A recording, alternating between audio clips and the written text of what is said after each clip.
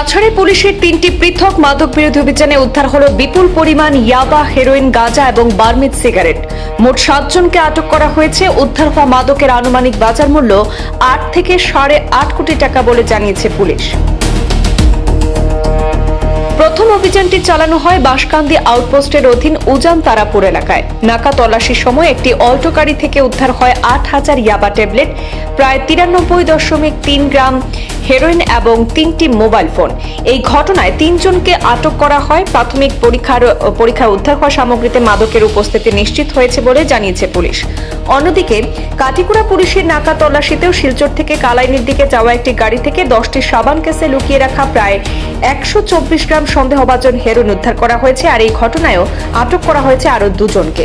এদিকে ধলাই থানার অধীন লাইলাপুর পুলিশ ফাঁড়ির পৃথক অভিযানে আটক হয় কামরুল ইসলাম মজুমদার এবং মনির উদ্দিন লস্কর। তাদের কাছ থেকে উদ্ধার হয়েছে বিপুল পরিমাণ হেরোইন এবং গাঁজা ও বেশ কয়েকটি বার্মিজ সিগারেট এবং নগদ আরো অর্থ উদ্ধার হয়েছে। এই 3টি ঘটনায় মোট 7 জনকে আটক করে তদন্ত চালিয়ে যাচ্ছে কাছাড় পুলিশ।